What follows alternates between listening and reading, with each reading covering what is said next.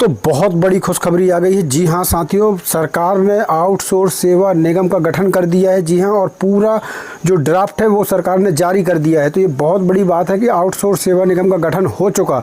जी हाँ दोस्तों, हमने कई वीडियो बनाए और कई वीडियो में आपको बताया कि सरकार जो है आउटसोर्स सेवा निगम का गठन जो है करने जा रही है। और साथियों आज इतनी बड़ी खुशखबरी जाकर मिली कि सरकार ने आउटसोर्स सेवा निगम का गठन कर दिया है। तो साथियों ये बहुत बड़ी बात है। और इसमें जो आउटसोर्स कर्मचारियों का वेतन है वो दोस्तों 25,000 रुपये प्रति माह तक जो है रहना है। तो यहाँ पर आप देख भी सकते हैं, तो 25,000 रुपये प्रति माह तक आउटसोर्स कर्मचारियों का वेतन है। इसका पूरा ड्राफ्ट जो है सरकार ने जारी किया है। आज की वीडियो में हम आपको बताएंगे। इसमें सीधे विभाग से वेतन का सिस्टम है।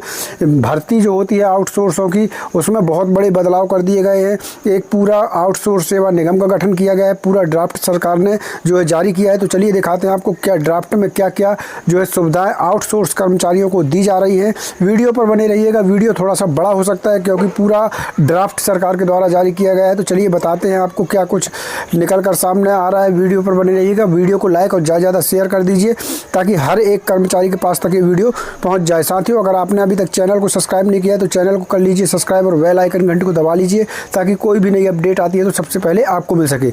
और दोस्तों यदि आप चाहते हैं कि आपको ऑल इंडिया आउटसोर्स कर्मचारियों की अपडेट सबसे पहले मिले तो उसके लिए आपको इस फेसबुक पेज को फॉलो कर लेना है। इसकी लिंक मैंने वीडियो को डिस्क्रिप्शन में दे दी है। वीडियो को डिस्क्रिप्शन में जाइए, सबसे पहले जाकर इस पेज को फॉलो कर लीजिए। यहाँ पर खबरें हम तुरंत अपडेट कर देते हैं। वीडियो आने में थोड़ा सा समय लग जाता है। दोस्तों एक बात और बता दूं कि हमारे टेलीग्राम चैनल और व्हाट्सएप ग्रुप चैनल को ज्वाइन करना बिल्कुल मत भूलिएगा। वहाँ पर कोई भी आदेश आता है उसकी PDF डाल देते हैं। ये पूरा ड्राफ्ट हमने अपने टेलीग्राम चैनल पर डाल दिया है। टेलीग्राम चैनल पर जाकर आप इस पूरे ड्राफ्ट को डाउनलोड कर सकते हैं। तो चलिए साथियों शुरू करते हैं। वीडियो को बताते हैं पूरी जानकारी। तो दोस्तों यहाँ पर आप देख पाएंगे कि यहाँ पर आपको मैं बताना चाहूँगा कि उत्तर प्रदेश सरकार ने, जी हाँ साथियों, जो कि हम लोग शुरू से ही बता रहे थे, उत्तर प्रदेश सरकार ने अपना वादा निभाते हुए उत्तर प्रदेश आउटसोर्स सेवा निगम का गठन कर दिया है। जी हाँ दोस्तों, यहाँ पर आप देख सकते हैं उत्तर प्रदेश आउटसोर्स सेवा निगम का गठन हो चुका है। तो चलिए बताते हैं क्या क्या सुविधाएँ इसमें उत्तर प्रदेश सरकार दे रही है। कमेंट बॉक्स में आप ज़रूर बताइएगा क्या आप उत्तर प्रदेश के कर्मचारी हैं। अगर हैं तो किस ज़िले से आते हैं, अपने ज़िले का नाम ज़रूर हमें कमेंट बॉक्स में लिखकर और बताइएगा ताकि हम आपके लिए और अच्छी वीडियो ला सकें। साथियों अगर आप दूसरे स्टेट के हैं, खासतौर पर मध्य प्रदेश के हैं, तो देख लीजिए क्योंकि मध्य प्रदेश में भी मध्य प्रदेश आउटसोर्स सेवा निगम बनाने की मांग उठ रही है। तो मध्य प्रदेश में भी अगर आउटसोर्स सेवा निगम बनता है तो वो किस प्रकार का होगा वो उत्तर प्रदेश के इस पूरे आउटसोर्स सेवा निगम के ड्राफ्ट को देखकर अंदाज़ा लगाया जा सकता है कि क्या क्या सुविधाएँ मध्य प्रदेश में भी सरकार मध्य प्रदेश की देगी अगर आउटसोर्स सेवा निगम का गठन होता है। तो चलिए बताते हैं उत्तर प्रदेश का पूरा ड्राफ्ट। तो यहाँ पर देख लीजिए ये विषय सूची आप देख पा रहे हैं। मैं आपको मुख्य चीज़ें इस ड्राफ्ट की बता रहा हूँ। यहाँ देखिए वर्तमान स्थिति व समस्याएं। तो यहाँ देख लीजिए सरकार द्वारा विभागों संस्थाओं को कॉन्ट्रैक्ट मानदेय आउटसोर्सिंग पर कार्मिकों की सेवाएं ली जा रही हैं। कॉन्ट्रैक्ट एवं मानदेय कार्मिकों को सीधे विभाग से धनराशि प्राप्त होती है, जबकि आउटसोर्स कार्मिकों को आउटसोर्सिंग एजेंसियों के माध्यम से प्राप्त होती है। आउटसोर्स कार्मिकों को एजेंसी द्वारा अवैधानिक रूप से कटौती कर मानदेय दिया जाता है, वह भी समय से नहीं मिलता है। कार्मिकों का चयन करते समय नवीनीकरण के समय धन वसूली शोषण की शिकायतें आती हैं। EPF तथा ESI खातों में समय से धन जमा नहीं करना, कुछ कार्मिकों के खाते न खोले जाना, खुले हुए खातों में भी कुछ ही खातों में धन जमा किए जाने की शिकायतें भी सरकार को मिलती रही हैं। प्रत्येक वर्ष एजेंसी परिवर्तन होने पर कार्मिकों को EPF और ESI GST की धनराशि पुरानी एजेंसी में ही रह जाती है।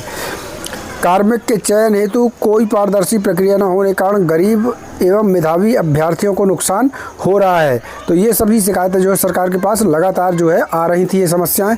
यहाँ देख लीजिए प्रत्येक वर्ष एजेंसी के परिवर्तन के कारण EPF तथा ESI खातों का विभागों द्वारा मॉनिटरिंग एवं एजेंसी के विरुद्ध कार्रवाई करने में कठिनाई हो रही है।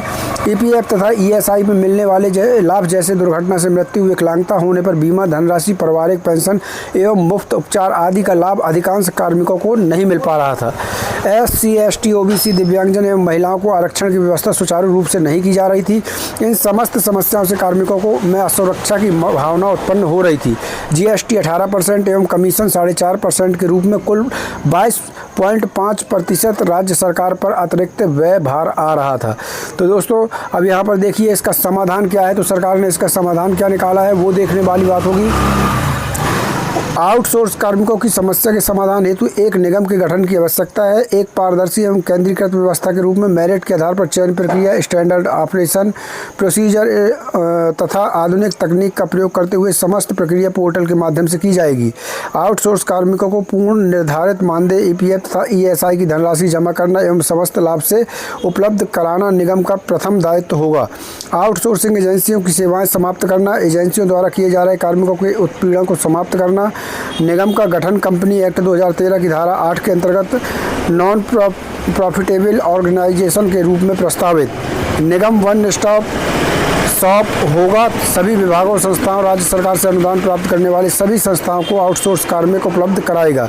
गठन के पश्चात पूर्ण रूप से कार्यरत समस्त कार्मिकों की सेवाएं यथावत रहेंगी एवं कोई भी कार्मिक हटाया नहीं जाएगा। यहाँ ये सबसे बड़ी बात है साथियों कि गठन के बाद किसी भी आउटसोर्स कर्मचारियों को हटाया नहीं जाएगा। सभी आउटसोर्स कर्मचारियों की सेवाएं यथावत जैसी की तैसी ही रही आएंगी। आगे देख लीजिए निगम के उद्देश्य क्या क्या हैं। सरकार ये सब कुछ बता रही है दोस्तों, ध्यान से देखिएगा। स्किल्ड, सेमी स्किल्ड एवं अनस्किल्ड मैन पावर को शासन के समस्त विभागों और संस्थाओं में उपलब्ध कराना। बिना किसी उत्पीड़न के नियमों व कानूनों के अंतर्गत स्टैट्यूटरी ड्यूज के साथ पूर्ण एम्प्लॉयमेंट का भुगतान सुनिश्चित करना। प्रत्येक माह की 1 तारीख को कार्मिक के खाते में मानदेय की धनराशि जमा किया जाना सुनिश्चित कराना। प्रोफेशनल और काउंसलिंग ऑर्गेनाइजेशन एवं कंसल्टेंट्स को सूचीबद्ध कर मांग के अनुसार विभिन्न विभागों संस्थाओं को उपलब्ध कराना।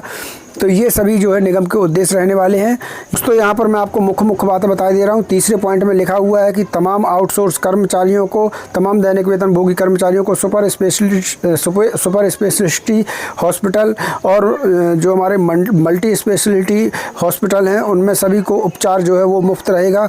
चौथे पॉइंट में लिखा हुआ है ESI मेडिकल, डेंटल, नर्सिंग कॉलेजों, अन्य सरकारी मेडिकल कॉलेजों में MBBS, BCS, BSc nursing course में आउटसोर्सिंग कार्मिकों के बच्चों हेतु निर्धारित सीटों का आरक्षण रहेगा।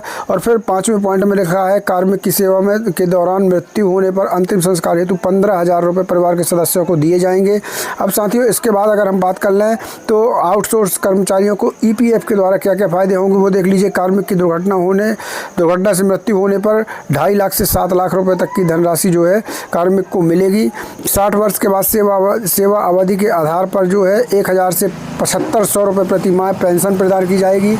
और साथियों फिर यहाँ तीसरे पॉइंट में लिखा है विधवा को 1,000 से 2,900 रुपये तक आजीवन पेंशन दी जाएगी। और चौथे पॉइंट में लिखा है अविवाहित कार्मिक की मृत्यु पर उनके माता पिता को आजीवन 1,000 से 2,900 रुपये तक पेंशन दी जाएगी। इसके आगे साथियों बात कर लेते हैं परिणाम की। तो यहाँ देख लीजिए, पहला है आउटसोर्स कार्मिकों की पूर्ण मानदेय का भुगतान उनके बैंक खाते में प्रत्येक माह की 1 तारीख को सुनिश्चित किया जाएगा। निर्धारित मानकों द्वारा चयन प्रक्रिया पूर्ण की जाएगी। समस्त आउटसोर्स मैन पावर के EPF तथा ESI के खाते अनिवार्य रूप से खोलना एवं समय से पूर्ण भुगतान किया जाएगा।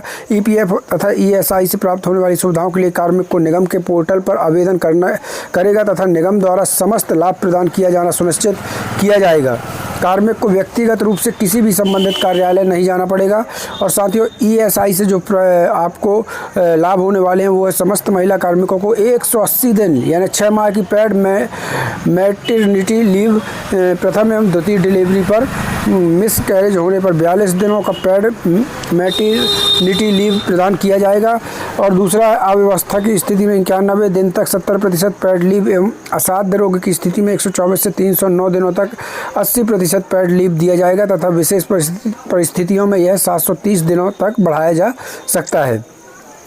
अब यहाँ आगे देख लीजिए राज्य को प्रस्तावित प्रकरण, यानी राज्य सरकार को क्या क्या इस गठन के बाद प्रस्ताव भेजा गया है वो देख लीजिए। आउटसोर्स कार्मिकों को वर्ष में 12 आकस्मिक अवकाश प्रस्तावित है। समस्त कार्मिकों को 10 दिन का चिकित्सा अवकाश प्रस्तावित है। कार्मिकों को शासकीय कार्यवश मुख्यालय से बाहर जाने पर निर्दिष्ट धनराशि यानी TADA विभाग द्वारा दिया जाना प्रस्तावित है। कार्मिक की सामान्य मृत्यु होने पर 2 लाख एवं दुर्घटना से मृत्यु होने पर 5 लाख रुपये के रूप में राज्य सरकार द्वारा दिया जाना वो भी प्रस्तावित है। बैंक से प्राप्त होने वाले लाभ, दुर्घटना से मृत्यु या विकलांगता होने पर बैंक द्वारा 30 लाख तक की धनराशि कार्मिक के परिवार को दी जाएगी। इस हेतु कार्मिक को किसी प्रकार का प्रीमियम दे नहीं होगा। तो ये बहुत बड़ी सुविधाएं जो है साथियों, अगर ये गठन सही से काम किया तो बहुत बड़ी जो है सुविधाएं मिलने वाली हैं।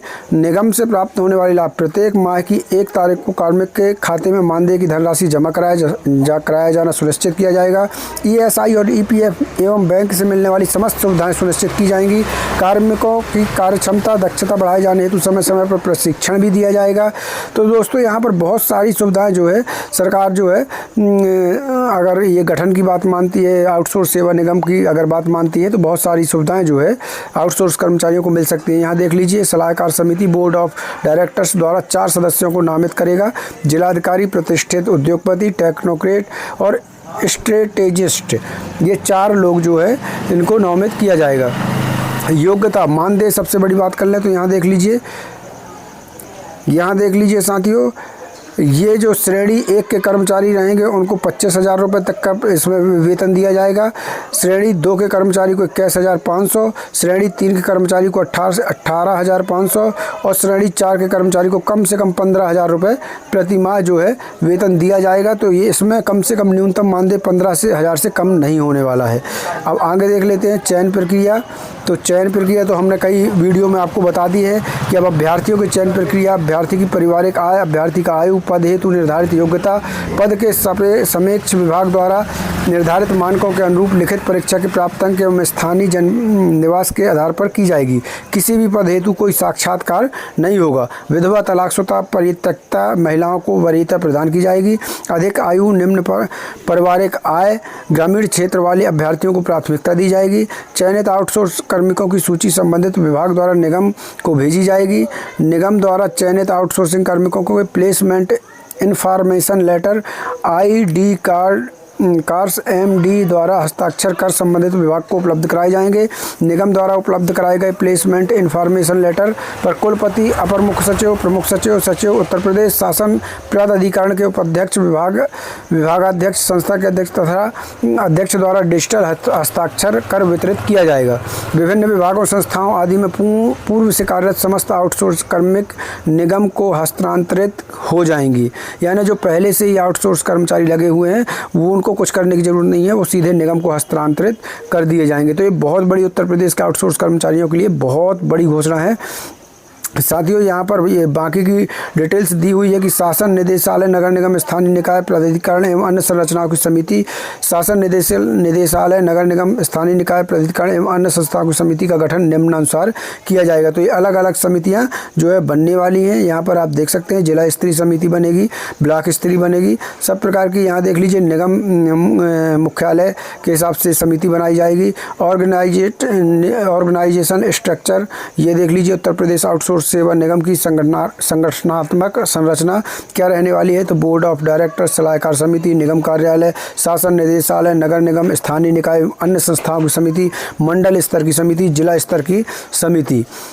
यहाँ पर देख लीजिए साथियों, बोर्ड ऑफ डायरेक्टर्स के जो यहाँ देख लीजिए, बोर्ड ऑफ डायरेक्टर्स द्वारा समग्र रणनीतिक दिशा एवं नीतियों प्रदान करना, निगम के प्रबंधन संचालनालय को सुनिश्चित करना, निगम के बजट एवं वित्तीय स्वीकृतियाँ जारी करना, निगम मुख्यालय के पद सृजन एवं वेतन निर्धारण करना, ये इस समिति का काम होगा। तो बहुत सारी समितियाँ जो हैं बहुत जल्द उत्तर प्रदेश में बनने वाली हैं और इनके द्वारा सरकार जो है अगर आउटसोर्स सेवा निगम जो अपनी रिपोर्ट देगा सरकार को, अगर सरकार उस पर काम करती है तो बहुत बड़ी सुविधाएँ जो है अब उत्तर प्रदेश के आउटसोर्स कर्मचारियों को मिलने जा रही हैं। वैसे आपको बता दें कि आउटसोर्स सेवा निगम का गठन जो है सरकार करने का जो फैसला लिया गया है वो आउटसोर्स कर्मियों के बहुत बड़े हित को ध्यान में रखते हुए लिया गया है और इससे निश्चित ही आउटसोर्स दैनिक वेतन भोगी कर्मचारियों का बहुत बड़ा फ़ायदा होने जा रहा है। ये पूरी PDF हमने अपने टेलीग्राम चैनल पर डाल दी है, अगर आप चाहें तो वहाँ से डाउनलोड कर सकते हैं। चलिए साथियों, आज के लिए बस इतना ही। कल फिर मिलते हैं नई जानकारी के साथ, नई वीडियो के साथ। तब तक के लिए धन्यवाद। जय भारत, जय हिंद।